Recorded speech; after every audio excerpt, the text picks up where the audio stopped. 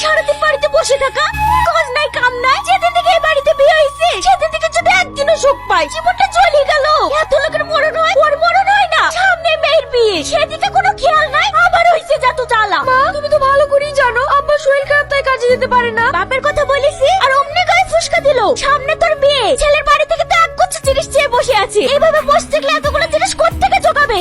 আব্বা, তুমি এই শরীর নিয়ে কোথায় গেছো? আব্বা, দেখ দেখ আসছে শেঠ সাহেব, কদিন থেকে তো কোনো পাত্তা নাই। মালিক তো বলছে অন্য লোক খুঁজতে। এইসব লোকলি কাজ হয়? হ্যাঁ, আবার শুনছি নাকি মেয়ের বিয়ে। কিভাবে যে উদ্ধার হবো ওপর আল্লাহ জানে। কি আর করবে, ওই লোকের কাছে ভিক্ষে চেয়ে মেয়েকে বিদায় করবে। ওর মেয়ের বিয়ে কিভাবে দেবে না দেবে ও বুঝবে, তাতে তোদের কি? ও বন্ধুকে বলেছে অমনি গায়ে বেঁধে গেছে। ছাড় ওর কথা, বেশি দরদ।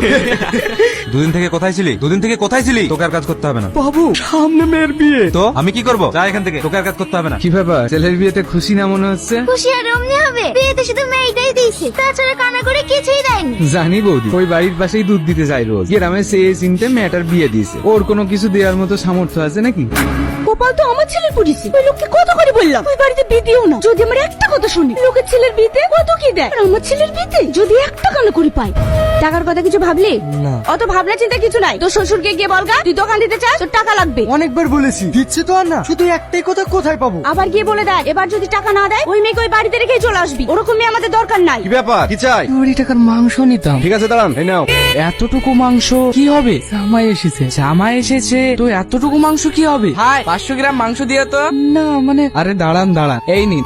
আব্বা, সাবানের আব্বা আবার ওকে একটা নতুন জামা কিনে দিয়েছে। আজ পর্যন্ত তুমি আমাকে একটাও নতুন জামা কিনে দিলে না। আবার তুমি আমাকে রাজকন্যা বলো। শোনা, সব বাবার কাছেই তার মেয়ে রাজকন্যা হয়। তোমাকে অল্প দিনই নতুন একটা জামা কিনে দেবো। সত্যি? সত্যি সত্যি সত্যি। আমার ভালো আব্বা। আব্বা, আমার এই জামাটা খুব পছন্দ হয়েছে। তুমি তাহলে এই জামাটা তোমার খালার বিয়েতে পরবে, তোমাকে একদম রাজকন্যা লাগবে।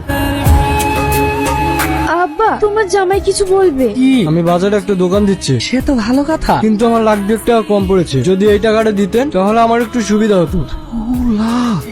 এতগুলো টাকা আমি কোথায় পাবো? তার মানে আপনি দিতে পারবেন না, তাই তো? দেখো বাপ, তোমাকে দিতে পারলে তো আমরাই খুশি হতাম, কিন্তু আমাদের অত সামর্থ্য নাই। সামর্থ্য নেই, তুমি এর বিয়ে দিয়েছেন কেন? দেখুন, আমি একটু সোজা কথা বলছি, এই টাকা আমার চাই। যদি দিতে পারেন তাহলে ভালো, আর যদি না দিতে পারেন তাহলে মেয়েকে ঘরে পোষেন। জামাই যেও না জামাই।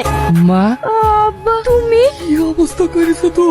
আব্বা, ওরা আমাকে টাকা যেহেতু দিতেই পারলো না, ওই মেয়েকে ওখানে রেখে আসতে পারতে। নিয়ে আসার কি দরকার ছিল? ওর চেহারা ধুয়ে ধুয়ে পানি খাবো নাকি? দেখেন মা, আমার আব্বা গরিব মানুষ, অসুস্থ, কোনো কাজ কাম করতে পারে না। আর তাছাড়া আপনারা সবকিছু জেনেই বিয়ে দিয়েছে। আমার আব্বা এতগুলো টাকা কোথায় পাবে? মা, ভালো করে মা, টাকা দেওয়ার বেলা নেই, আর মুখে মুখে কথা।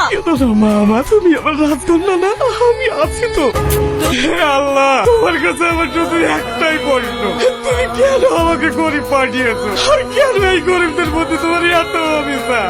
আমি কেমন হতভাগা নিয়েছি আজ পর্যন্ত তার মেয়েকে শান্তি দিতে পারি? আমি আর পারছি না আল্লাহ, আমি আর পারছি না। আমি তো এখানেই রেখেছিলাম, ভালো করে খুঁজে দেখো। দেখেছিস তো জিনিসটা যাবে কোথায়? তোমার সাথে কিছু কথা ছিল। আপনাকে তো ঠিক চিনতে পারলাম না। আমি তোমার শ্বশুরের পরিচিত। কিছু বলবেন? হ্যাঁ, তোমার শ্বশুর 2 লক্ষ টাকা পাঠিয়েছে, ধরো। টাকা? তবে তোমার শ্বশুর মশাই একটা শর্ত দিয়েছে।